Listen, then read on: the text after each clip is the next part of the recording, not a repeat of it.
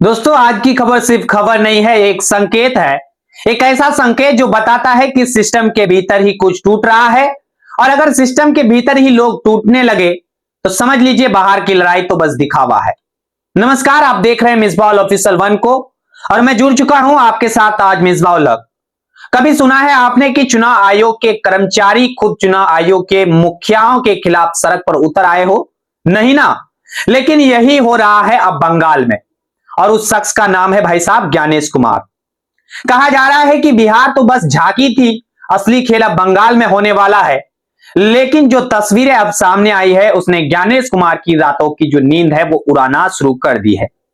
क्योंकि वो तस्वीरें किसी विरोधी पार्टी की नहीं है, ये वही तस्वीरें हैं चुनाव आयोग के अपने बीएलओ कर्मचारियों की, जिन्हें एसआईआर कराने की जिम्मेदारी थोप दी गई है। लेकिन आखिर इन कर्मचारियों ने क्यों सड़कों पर उतरने का फैसला किया? क्यों उन्होंने कहा कि हम ये दबाव नहीं सह सकते? क्यों उन्होंने बैक आउट किया? क्यों उन्होंने चेतावनी दी कि काम का बहिष्कार करेंगे? आज मैं आपको इसी की पूरी कहानी बताऊंगा। ऐसी कहानी जिसे सुनकर आप खुद पूछेंगे, क्या बिहार जैसा खेल अब बंगाल में दोहराया जा सकता है? और अगर हां, तो क्या जनता चुप बैठेंगी?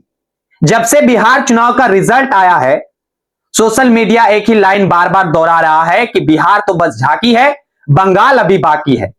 यही लाइन बार बार आपको सुनने को मिल रहा है। वहीं लोग कह रहे हैं कि जैसे बिहार में एसआईआर कराकर हवा बदली गई, वैसी ही प्लान अब बंगाल में चल रहा है। लेकिन फर्क यह है कि बंगाल में जमीन सपाट नहीं है। यहां एक नाम है भाई ममता बनर्जी, जो खुलेआम इस फैसले के खिलाफ लड़ रही है। उनकी आवाज तेज है, बात करें तो डंके की चोट पर है। और सबसे बड़ी बात, उनकी लड़ाई राजनीति ही नहीं प्रशासनिक भी हो चुकी है। और अब जो नया मोर्चा खुला है वो तो सत्ता के गलियारों के अंदर से उठा है और आज की रात ज्ञानेश कुमार की नींद को उड़ा दी है।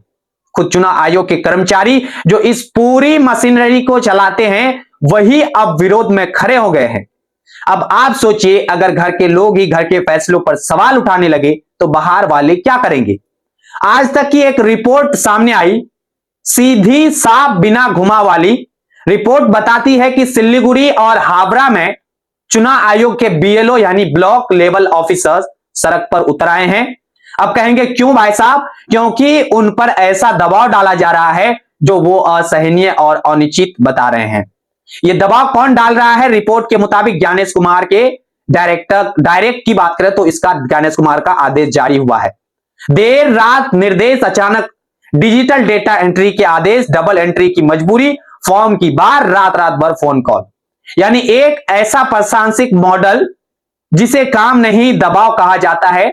सोचिए भाई साहब, जिन लोगों पर बूथ की सबसे महत्वपूर्ण जिम्मेदारी होती है, जिनके कंधों पर चुनाव का आधार खड़ा होता है, वह अगर खुद कहे कि यह बोझ असंभव है तो क्या इसे हल्के में लिया जा सकता है? सिल्लीगुड़ी की दीनबंधु मंच प्रशिक्षण केंद्र में एक डिजिटल डेटा एंट्री ट्रेनिंग चल रही थी।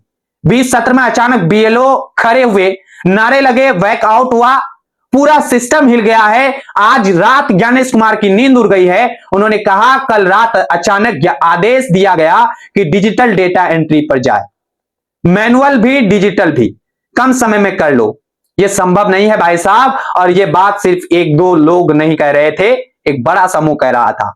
हम संभाल नहीं सकते, हम पढ़ाते भी हैं, स्कूल में क्लास भी लेते हैं, और अब इतने कम समय में दोहरी एंट्री कैसे करेंगे? एक शिक्षक बीएलओ ने कहा, हम रात को भी कॉल सुनते सुनते थक गए हैं, हमारा निजी जीवन जो है खत्म हो गया है। अब आप खुद सोचिए, क्या यह सिस्टम सुधार है या सिस्टम को तोड़ने वाला एक हथौड़ा है? सिर्फ सिल्लीगुड़ी ही नहीं, हावड़ा का शिवपुर विधानसभा क्षेत्र भी इस आग में सुलग उठा है। यहां 240 बीएलओ थे। उन्होंने एक सरकारी दफ्तर में इकट्ठा किया गया और उन्होंने बताया कि दोहरी एंट्री करनी है, मैनुअल भी डिजिटल भी, और जल्दी करनी है। बीएलओ सबका कहना है कि दोहरी एंट्री क्यों, एक ही डेटा दो बार क्यों, ये बोझ क्यों, कम समय में कैसे होगा? क्या बार बार नए नियम लागू किए जा रहे हैं? क्यों बार बार नए नियम लागू किए जा रहे हैं? या सिर्फ तकनीकी दिक्कत नहीं है, ये मानसिक और प्रशासनिक दबाव है। कई बुजुर्ग बीएलओ ने कहा, भाई साहब हमें टेक्नोलॉजी की आदत नहीं है, इतनी तेजी से बदलाव स्वीकार नहीं कर पाएंगे। अब आप हमको बताइए, क्या किसी सुधार की प्रक्रिया में सबसे पहले लोगों की क्षमता और सुविधा नहीं देखी जानी चाहिए? लेकिन यहां तो ठीक उल्टा हुआ है भाई साहब। जैसे किसी मशीन को अचानक फुल स्पीड पर चालू कर दिया जाए और अंदर की पर्ची चरमराने लगे, या कह सकते हैं अंदर की जो मशीन की पुर्जे हैं वो चरमराने लगे, डगमगाने लगे। असली सवाल आता है, बंगाल में एसआईआर क्यों इतनी जल्दी जल्दी कराया जा रहा है? 80,000 से ज्यादा बीएलओ की बात कर दें तो इन सभी को लगा दिया गया है ड्यूटी में। मतलब यह काम सामान्य से कहीं ज्यादा तेज, भारी और विस्तृत है, लेकिन फिर भी बीएलओ कह रहे हैं कि हमसे और काम मांगा जा रहा है। अब सवाल उठता है, क्यों भाई साहब? क्या सच में यह सिर्फ वोटर लिस्ट का सुधार है या इसमें कोई बड़ा राज छिपा हुआ है? याद रखिए, यह वही एसआईआर प्रक्रिया है जिसे लेकर बिहार में वोटरों के नाम काटने की चर्चा हुई। लोगों ने कहा कि एसआईआर का इस्तेमाल चुनाव खेल की तरह हुआ। अब वही आवाज बंगाल में उठने लगी है और भाजपा नेताओं के बयान तो स्पष्ट संकेत दे रहे हैं, वो 2026 के बंगाल चुनाव की जीत का दावा अभी से कर रहे हैं। अब आप खुद सोचिए, बिना मैदान में उतरे, बिना परिस्थिति देखे, बिना जनमानस समझे कोई पार्टी इतनी जल्दी जीत का दावा क्यों करती है? क्या वजह है कि ये आत्मविश्वास की है? क्या वजह है कि इस तैयारी की? क्या वजह है कि इस जल्दबाजी की? बिहार में देखा गया कि जातीय समीकरण बदले, परंपरागत वोट बैंक टूटे और भाजपा ने ऐसे इलाकों में भी बढ़त ली जहां पहले वो कमजोर थी। अब राजनीतिक विश्लेषक कह रहे हैं भाई साहब कि बंगाल में भी ठीक ऐसा ही खेल सेट किया जा रहा है। उसके लिए एसआईआर को तेजी से, जल्दबाजी से लागू किया जा रहा है, नियम बदले जा रहे हैं और बीएलओ पर दबाव बढ़ाया जा रहा है। यह पूरा माहौल बताता है कि ज्ञानेश कुमार किसी मशीन मोड में है, एक ऐसा मशीन जिसमें जल्दबाजी है, आदेश है और दबाव भी है। लेकिन अस्पष्टता की बात करें, यह बिल्कुल ही नहीं है, 0% है। बीएलओ भाई साहब कह रहे हैं कल एक आदेश आता है, आज दूसरा, कल तीसरा। हम समझ ही नहीं पा रहे कि करना क्या है भाई साहब। अब आप बताओ भाई साहब, हमको क्या ये अयोग्यता है या किसी बड़े दाव का हिस्सा है? क्योंकि सिस्टम में आकर जल्दबाजी वही होती है जहां किसी नतीजे पर जल्दबाजी पहुंचना हो। देखिए, इन बीएलओ की बात सिर्फ नौकरी का बोझ नहीं है, इसमें जनता की भी कहानी है जो बीएलओ पर दबाव पड़ेगा। जब उन्होंने रात रात भर काम करना होगा, जब उन्हें 2-2 फॉर्म भरने होंगे बीएलओ को, तो क्या गारंटी है कि वोटरों के नाम सही तरीके से अपडेट होंगे? कल को अगर किसी गरीब मजदूर का नाम कट जाएंगे बंगाल में, किसी बुजुर्ग का नाम हट जाएगा, किसी गांव की पूरी लिस्ट में गड़बड़ी हो जाएगी, तो जिम्मेदार इसका कौन होगा? बीएलओ या वो सिस्टम जिसने उन्हें जानबूझकर बोझ से दबा दिया है? इसलिए यह विरोध सिर्फ कर्मचारियों का बंगाल में नहीं है भाई साहब, यह विरोध जनता की ओर से भी होना चाहिए, क्योंकि यह वोटर लिस्ट नहीं है, यह लोकतंत्र की नींव है।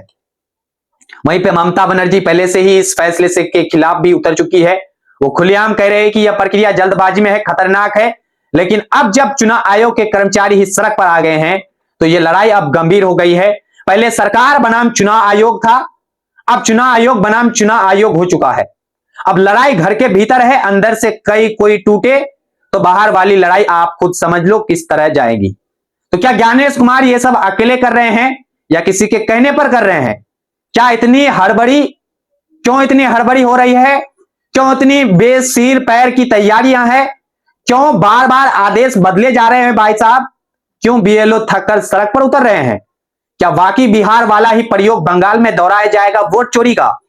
क्या वोटर लिस्ट की चुनावी हथियार बनाया जा रहा है? क्या एसआईआर को जनता की भलाई के लिए नहीं बल्कि चुनावी अंकगणित के लिए इस्तेमाल किया जा रहा है, ताकि जैसा बिहार में नतीजा हुआ वैसा बंगाल में हो जाए? यह सवाल आज मैं नहीं पूछ रहा, यह सवाल बंगाल की सरकार भी पूछ रही है, बीएलओ पूछ रहे हैं, लोग पूछ रहे हैं। अब गेंद जनता के पाले में है।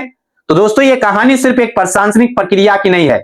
आप सब बंगालियों को, बंगाल वासियों को जगना होगा। जैसे महाराष्ट्र में हुआ, जैसा हरियाणा में हुआ, जैसा कर्नाटक में हुआ, जैसा इस बार आपको बिहार में देखने को मिला, हो सकता है यह बंगाल में भी होगा। तो आप सभी होशियार हो जाइए। यह कहानी है लोकतंत्र के उस चौड़ाई की जहां गलत मोड़ पर चले गए तो मंजिल तक पहुंचना मुश्किल हो जाएगा। आप सभी जागिए, जागरूक होइए। अब आप क्या सोचते हैं, क्या बिहार जैसा खेल बंगाल में हो पाएगा या जनता और कर्मचारी मिलकर इस बार इस खेल को रोक देंगे? मुझे कमेंट में आप जरूर बताइएगा। वीडियो को लाइक कीजिएगा, शेयर कीजिएगा। हमारे साथ अगर आप पहले जुड़ रहे हैं तो अपना प्यार दीजिएगा। मतलब मेरा कहने का मतलब यही है कि आप चैनल को सब्सक्राइब कीजिएगा। सब्सक्राइब करना बिल्कुल मत भूलिएगा। आप सभी का बहुत बहुत धन्यवाद।